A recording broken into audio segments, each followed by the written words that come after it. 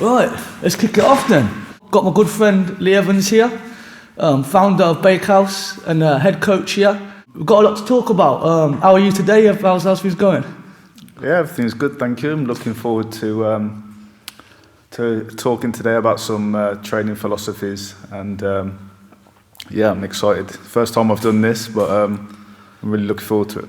We have had a little practice once or twice at yours. I remember we had a little a couple of years back there. That was it. We didn't do anything with it. Yeah, I think that was quite a while ago now. Yeah. And this is for the real one now. Right, okay. I think let's get started with some. I'd like to first talk to you about just take it back to basics and ask about like your family life and being from rugby and where else you've lived and what's happened growing up and that for you. Well, I've lived in rugby. I was born in rugby. I've lived here most of my life.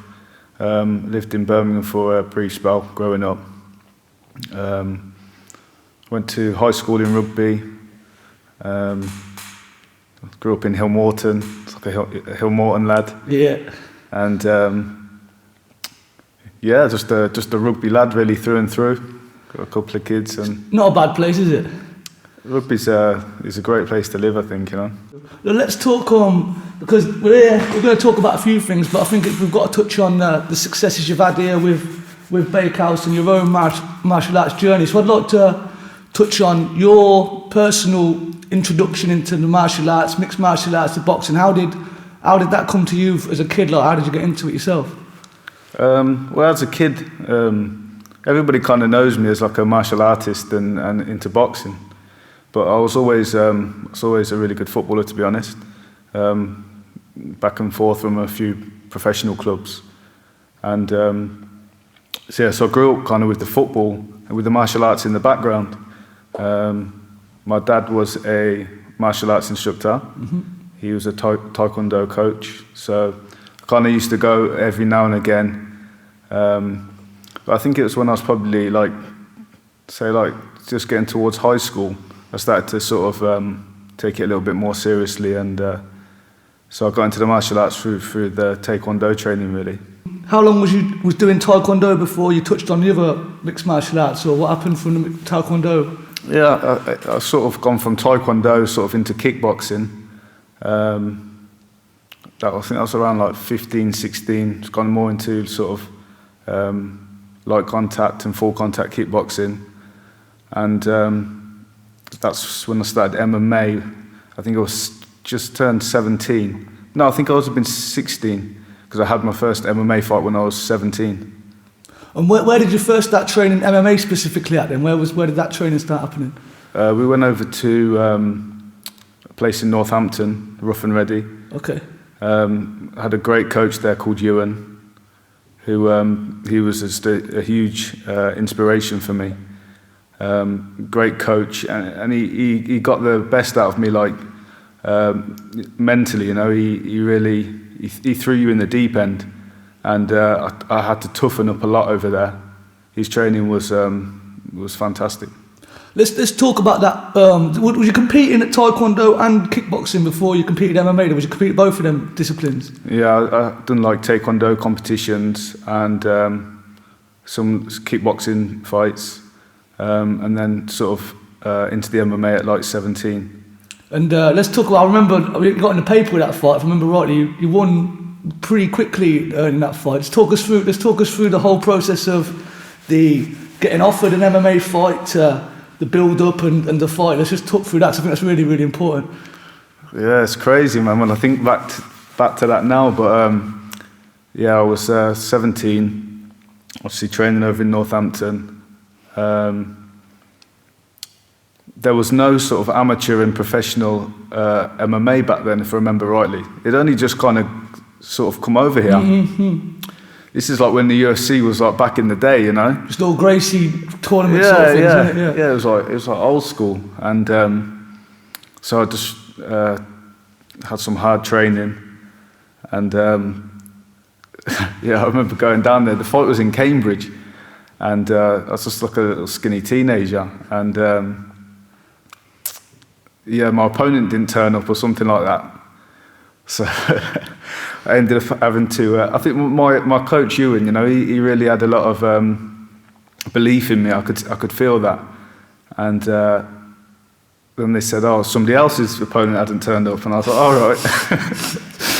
And they were like, oh, okay, has the guy had any fights? He's like, yeah, you'll be all right. And I was like, how many fights has he had? He's like, he was like, I don't know, I can't remember, it was like 18 fights or something like that. But he's like, yeah, I believe in you, you'll be fine. I'm like, Not had one MMA fight at all. I've not even done like much full contact until then. It was sort of like, you know, like taekwondo and sort of flashy kickboxing and that. Mm-hmm.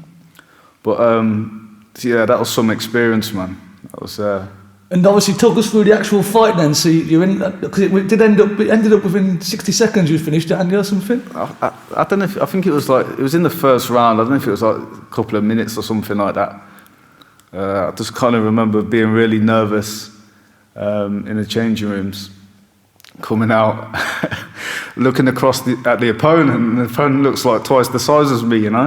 And I'm like, okay, adrenaline through the roof, but I can't really remember. I remember just having like a little pair of Adidas shorts on and some little small 4-ounce gloves on, and remember sort of getting in there, sort of just a bit scrappy, like punching, kicking, and then we ended up on the floor, and then ended up getting like a rear naked choke or something. On that note, how effective do you think then your taekwondo and kickboxing as a starter to MMA was then? Do you think it was really useful to get both of them disciplines in before you got in there, or do you think not as much? Yeah, I think it worked for me, you know, at the time. Yeah, I had good legs, and that's why I ended up actually going into boxing, because I wanted to be able to punch as well as I could kick. And I could do like spinning kicks and flashy kicks and stuff like that. But I think it worked well for me. But you know, if you look at MMA nowadays, it seems like you know, a lot of people that are dominating are from like wrestling sort of backgrounds. Most definitely. Because we spoke about this in the car a couple of days ago. You almost said that the boxing sort of came to you a bit by accident, because like you said, you was just trying to get some hands to match your legs, and then you ended up almost falling in love with the boxing by accident. If you take us through that. Yeah, that's crazy now, because I only remembered this a few years ago. It was like I actually started boxing for the MMA. I was like, I want to get my boxing better. My hands was all right, but you know, my sort of martial arts skills was a lot further ahead. My kicks and little knees and stuff. So I thought, right, this was after the MMA fight. I was like, well, I'm going to do boxing for a bit and then come back to MMA. But then, it sounds mad, but I kind of just ended up forgetting to come back to the MMA. You said this the other day, I remember. And I was like, I only remembered a few years ago, I was like, geez, I was meant to sort of go back into the MMA, that was the plan, but just ended up just boxing non-stop, man, every day, you know. How was the transition then from, we're skipping a bit of time here now, I know, from a few years, but how was the transition from being someone who's training martial arts into when you ended up training other people in whatever, boxing and kickboxing and things? Yeah, the reason why I started coaching was because I got a hand injury, my wrist, in my last fight, which was 2010. And I was like, you know, enjoying the boxing and whatnot. You know, it's in my blood really, this sort of training. And I couldn't train because my hand was that bad. So it was like, I don't know, I think it was like probably even nearly a year where I just kind of didn't do anything. And I was like, nah, I've got to do something, you know. So I started basically coaching just to still be involved with boxing and the sport. And just hired a little community hall up in Hillmorton. Yeah, next to Matt's gym up there, wasn't it? Yeah. Hired a little community hall and just started getting some classes going. Mm-hmm. And then, lots of people were coming. And, just kind of, I felt like I got a bit of an eye for it, you know. How long was it, saying, from renting a room out for a few hours a week to when you thought, nah, do you know what, I've got to take this to the next level, the coaching to the next level now, and get my own premises? Like, how long was the process, do you think, from that? If I remember rightly, what happened is I had to stop doing the coaching in the community hall because I got a job which was like different shifts and stuff. And I remember, and I did that for I think it was about 6 months. And then everybody was coming back to me when I'd see them in the street, and they'd be like, "Oh, Lee, when are you going to start the training again? And we really need the training and stuff."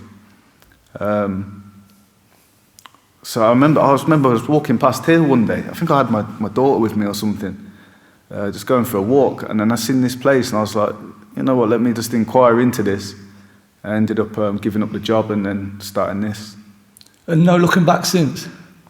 No, it's been tough though, man. It's not, people see all the good bits, but it's a real stress, man. It's been tough, to be honest with you. When you first started Bakehouse, was your head in more of like, right, I'm gonna make a living out of this, or was your head more in like, right, I'm gonna train some fighters up here? What was you thinking, or was it mixed of both? Do you think in the beginning?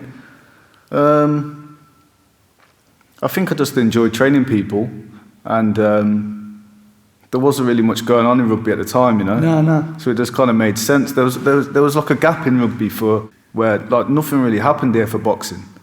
It was just like they had a little bit of success like back in the day, and then it was just kind of like went flat.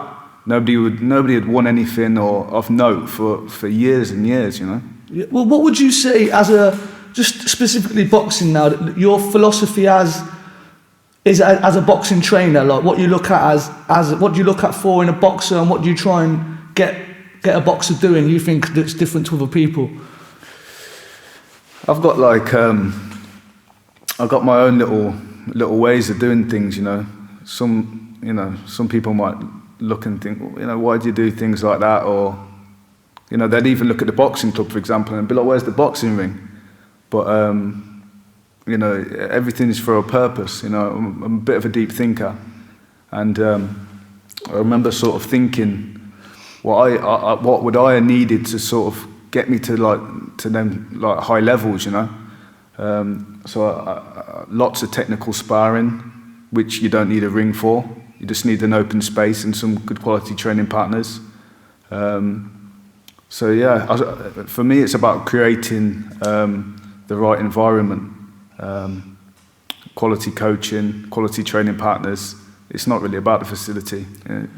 And from when you first, I can't remember when you first, I don't know how many first couple of lessons, you maybe had about 8 or 10 people here first when you first opened, was it? But then to look forward, I don't know how long it took, but then I was walking in there some days and you couldn't even move in it. You must have had 40, 50 people in here some days. How long did that transition come from? You basically took your core group really from the room you'd rented here, and then how long did it take for that to grow up to the stage it got to, as it was like? It kind of grew really quickly, to be honest. It was quick, yeah. Yeah, it was like, probably within a few months, we had like 20 odd people coming to every session.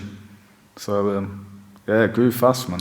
How long did it take, and how was the feeling getting your first Bakehouse fighters to come and fight for Bakehouse for you in the corner? Yeah, it's mad because we did unlicensed because, to get an amateur boxing club off the ground is kind of tricky, It's not as easy as it would seem, paperwork and affiliation, and at the start you don't even know where to go for these things.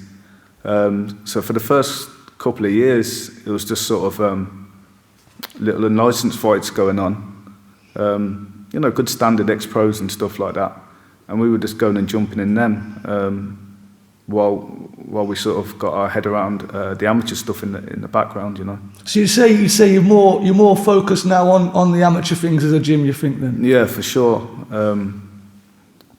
When we started, like I'd come from. I'd done some amateur boxing, competed as an amateur boxer, and then started training.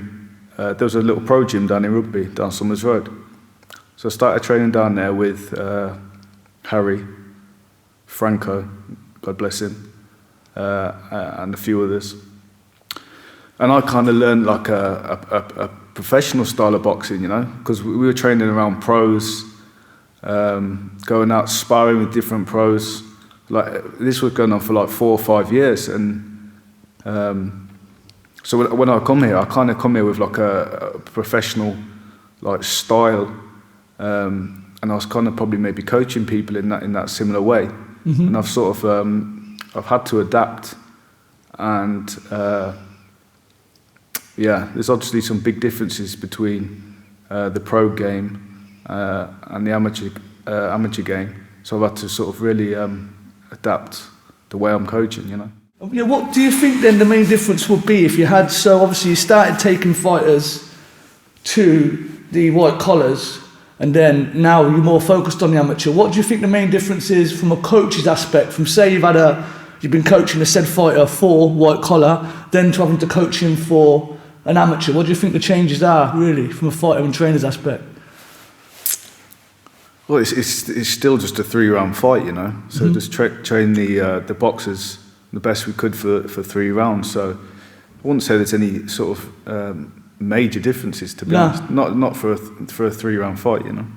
I think someone else would like to definitely touch on, I know was a big influence on your boxing journey, Harry Ramagodi. How did he influence your boxing journey and help you on your way in that? Harry was like, I class him as my boxing coach, you know. I'd gone to sort of amateur boxing clubs and, you know, been to a couple of amateur boxing clubs. And then, to be honest, when I started to train with Harry, it was just on a completely different level. It was just like, the technical understanding was just like blowing my mind. It was just like, I'm scratching my head like, what? You know, I always, like, when I describe it, I always say, for me, Harry opened my mind, you know. To the finer details of things, you think, the like, next levels of it? Yeah, like scientific, you know. And it got me to a level where I could sort of work things out for myself.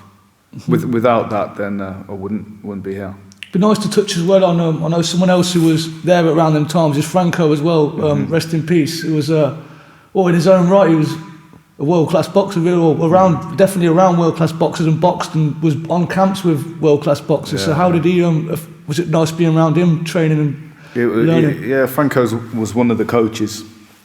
But, yeah, it was just great to have him around. You know, he was always sort of telling us stories. He lived with the Klitschko's for a bit. He used to spar them.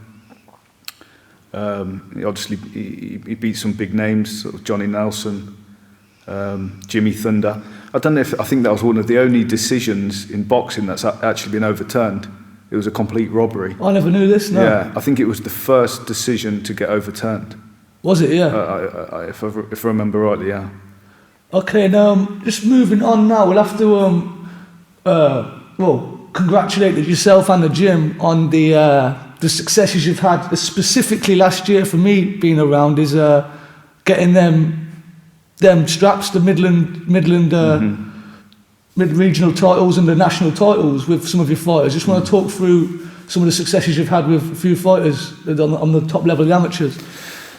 Yeah, do you know what? It's tough to get something off the ground. You know, like I said, to take on a building, to get actually affiliated with England Boxing and stuff, when you literally haven't got a clue how none of this works, was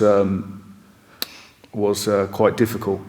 So I think we've actually only been affiliated with England Boxing for probably 5 years or 5 seasons. And if you're starting boxers from 0 fights, to get them up to that level of, you know, entering the under 10 championship, you know, you want to put them in there when they've had maybe 8, 9 fights. It takes time. Because, you know, especially when you're at the start, when you're like a little club, people don't know you and stuff.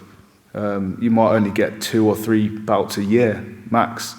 So it's almost like it's taken this amount of time to really get established, and the guys to a level where things are just about to really take off. You know, we've had good success, but for me, unfortunate what's happened this year. The next couple of years I just see the guys reaping all the rewards, you know. Now there's a lot of them at that sort of 10 to 20 fight mark. I think it's worth noting as well that the fighters that are in my mind that have done well last couple of years, they've all done really well, a lot of the lads up here, but the ones that have actually won their fights and won the finals, they came in the gym as absolute novices. Complete novices. Complete novices, no footwork, no nothing. And you've literally, it's not like you've grabbed a fighter and brought them in. You've actually, how was that process been, and how satisfying has that been to see that happen as well for yourself? I think that's the mark of a trainer, you know what I mean? It's not like taking somebody when they're already established and then, claiming them. It's about taking them from when they can't stand up straight, and then getting them to a decent standard. So yeah, it's been a great journey, and the guys have been really dedicated, and it's just a great feeling to see them all doing so well. But to be honest, it's like somebody said to me the other day, they were like, they're on about one of the guys. They said, I heard he won the championships, and I said, yeah, I'm really proud of him. And he was like, you don't seem over happy. And I said, I'm really, really happy. I'm really, really proud. But for me, I've got such big aims for these boxers. The work's just begun almost. It's only like, for me, it's like, I don't know, a tenth of the journey. You know, I'm not. Not resting on your laurels with it, just aiming for the top. Yeah, I see myself, getting these guys to, achieve big things. Winning the championships is a great achievement, but aiming for a lot more. And over the last, it's a bit hard for me to judge time because of the last year. It's been a bit of a not non-year, but you was getting your fighters as well and getting invited and linking up with other gyms and taking them for some real top quality sparring around gyms. Do you want to have a touch on that, where you've been and how that's helped the fighters, getting around to different gyms, fighters they don't know inside out, and having to suss them out from the first go?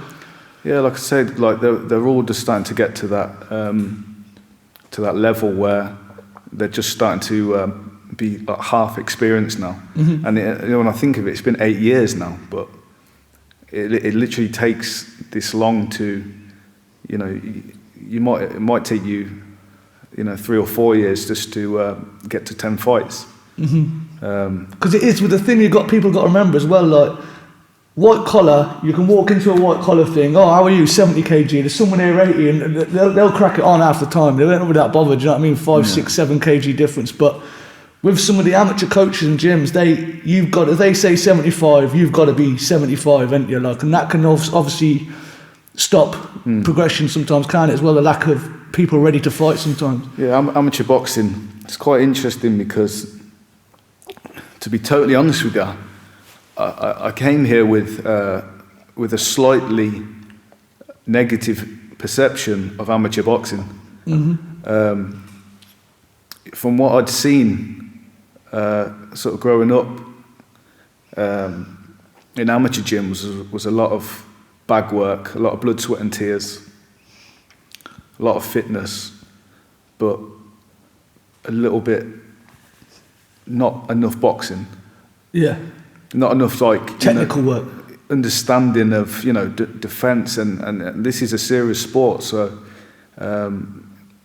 obviously being around the professional boxers and then sort of like learning this technical side of the sport, I was almost like wrapped up in professional boxing, to be honest with you. I'd done my professional trainer's license because I was aiming to work with professional boxers.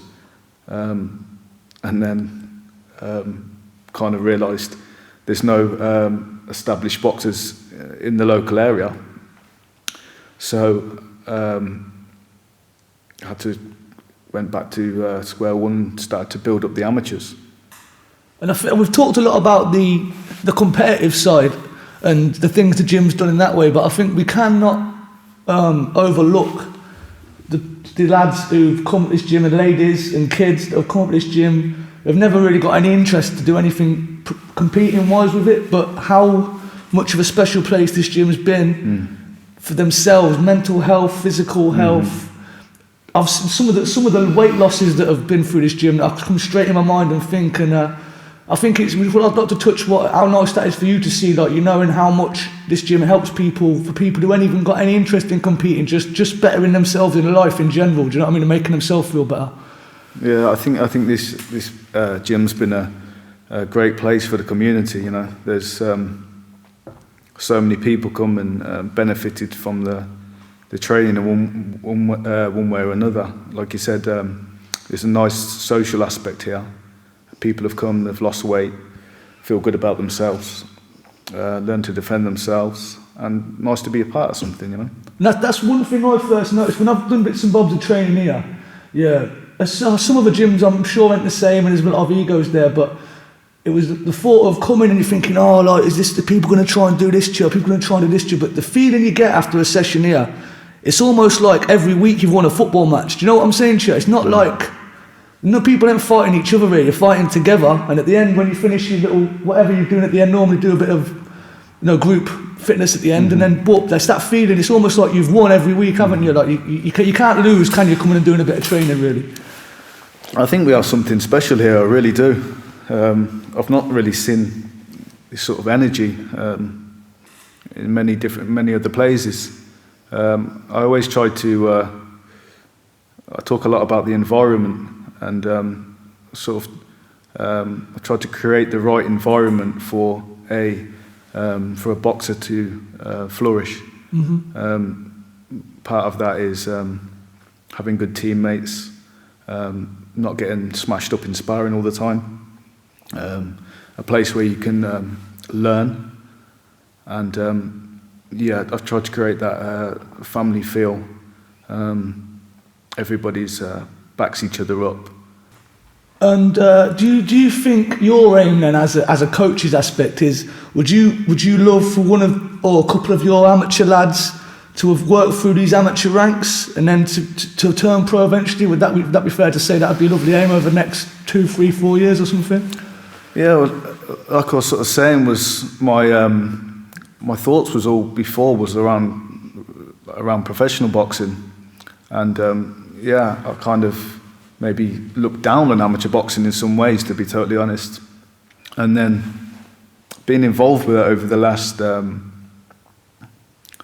say 5 years, 6 years, whatever it's been, actually realised there's some fantastic coaches out there, and there's some fantastic boxers out there, and you go to the championships and you see the levels, and I've fell back in love with amateur boxing. Mm-hmm. I have a new respect for it, and to be honest, I almost feel like it's probably my passion now. I personally prefer the amateur to the white collars, mainly because of the vibes in the room. Saying that, there's been a few ups and downs, but there's better boxing to watch, I find there, and there's more people that are there for the boxing, not there for a session. Well, they're both good, but I prefer this. Really, you can watch some great 12-year-olds doing some really great technical boxing at the amateurs, can't you? And even upwards from that age and that. Yeah, there's some fantastic skills on show. Not brawling and swinging wild punches. Trying to work with their jab. And it's pure boxing, But going back to your question would I like to see the guys turn professional? I think that would have been my aim a few years ago, but now I think my goal for these boxers has probably switched up to more getting to a very high level of amateur boxing, working towards sort of GB level. When you first started, if I remember right, there wasn't any kids training, was there? When you first opened up? No, it was just adults at the start. And how was that? How has it been, and how was the journey getting the kids in? And the kids' classes obviously there's ram-packed sometimes, really good, mm-hmm. Enjoying it. And how satisfying is that? And seeing the kids here coming up, starting really early to get into boxing. It's nice that the kids have got somewhere to come and learn the sport. To be totally honest with you, I'm not a massive fan of children taking shots to the head. Mm-hmm. If the children did spar here, it's usually body contact. And if they ever got advanced and they were sparring to the head, it would be super controlled. Mm-hmm. We've not had any children, sort of like young kids, compete from here. Because, to be honest, I like the kids to sort of learn at that age, have fun, and I don't want to see many growing brains taking too many shots. No, I think that's very wise. I think as well, if because all the good stuff you can get out of kids training, i.e. the discipline, the fitness, the connection with others in group and meeting new friends. Sometimes I think you could get a kid up to come and throw them in the deep end early, take a few slaps in the nose and lips, and they're not wanting to come up again when there's no need for them to do that at such an early age, because there's so much more they could get out than lose from doing that at an early age. And I think there's that thing I've seen here with a lot of parents where when's my son going to fight? When's my child going to compete? And it's like, when they're ready. What age? When they're over ready. Over ready, yeah. Yeah, and what I do notice as well, if you see a lot of kids boxing, you know, from 9, 10 years old, you don't see many that are still involved in the sport when they're 18, 19. Mm-hmm. Burnout. It's burnout. It's like, you know, it's all right winning a junior championships at 11 years old, and then by 15, you know, you're not involved in the sport. To me, that just defeats the object. Yeah. What is your philosophy of a good, let's say a good amateur boxer then? What do you like to see if you're from a lad? Footwork, you know. A lot of people talk about footwork, and you know, footwork's the most important thing in boxing. And then you sort of look at their training and whatnot, and there's just not that much footwork involved. The attitude and the dedication is really important, isn't it? Like just seeing the lads as well that don't miss them sessions. They're here every week. Mm-hmm. You know what I mean? There's no excuses for this and that. It might come with a little bit of an injury or a bit of a cold, but they'll still turn up and do the graft. And I think that's really important to see as well. When you've got lads that you're putting your time and effort into as well, it's good to see it coming back to you, isn't it? For sure, man. It's like that mindset is so important, you know. You don't want to sort of spend hours and hours working with somebody for it to sort of maybe go to waste, you know. Mm-hmm. You want to see that dedication from the boxer, and then it makes you want to dedicate back to them. Definitely. Because at the end of the day, we're here to serve the boxer and to get them to the highest level, or the best version of themselves, you know. Go back to the question that we stayed on with the kids. How have the restrictions affected the business, the fighters and the students you've got here then? It's over the last year? Yeah, from like whenever it's been March till still going on now, isn't it? Yeah, unfortunately for us, I think, like I said, this year, I believe there would have been more champions from Bakehouse, 2, 3, 4 more champions. But unfortunately, it is what it is. We've probably been shut more than half the year, been forced to close, which is not ideal. And it's been a tough time for I think for all small businesses. It's not been easy. What do you say? God willing, things start, some sort of normality comes back. What would you see your goals for Bakehouse in the coming year and coming years? What would you want to see happen here? For you and yourself and the fighters? Yeah, I think as well as being a place for the community to be able to come and get fit and learn some sports skills. I see my goals working with the boxers towards that GB level. I'd like to push as many as I can, as high up as I can in the amateur boxing system. I think we've got 1 or 2 that's ready to turn over to professional as well. So I think the next few years is going to be really good for Bakehouse. Let's talk about you as a boxing fan for a moment then, and see what boxers over the years have you looked at and followed and watched the fighting and thought, yeah, this is I like the look of this. I really, really appreciate what this fella does in the sport. Yeah, like I said before, it was all professional boxing I was always watching, you know. Probably I've watched a lot of Mayweather because he's sort of that same era. And he's got the art of hit and don't get hit, which I think a lot of people don't. It misses some people's heads, isn't it, sometimes, that? Yeah, it has to be that way, man, you know. All that caveman boxing, you know, about take 1 and give 2 and all that's just absolute nonsense. You don't want to see people taking blows. But lately, to be honest, over the last couple of years, it's more high-level amateur boxing that I watch now. I watch a lot of sort of old Olympic champions. What you got planned now for when you come back, the training, or like when you're the fighters, what you're going to get back into? I think we'll just do a lot more of what we've been doing, to be honest. Get the guys out sparring a little bit more. Yeah, I think that's it's like I say, it's great because like I said earlier, like it's great sparring, but if you know the fella, you've done 100 rounds with the fella, I think it's completely different to when you're going to fight somebody and you've done no rounds with the fella, and that's when you go to travel to them other gyms. Yeah. And you're setting foot with a lad who's on your level, maybe a little bit above your level, and you ain't seen how he moved before. It's really more akin to the fight you're going to be into in the amateurs, isn't it?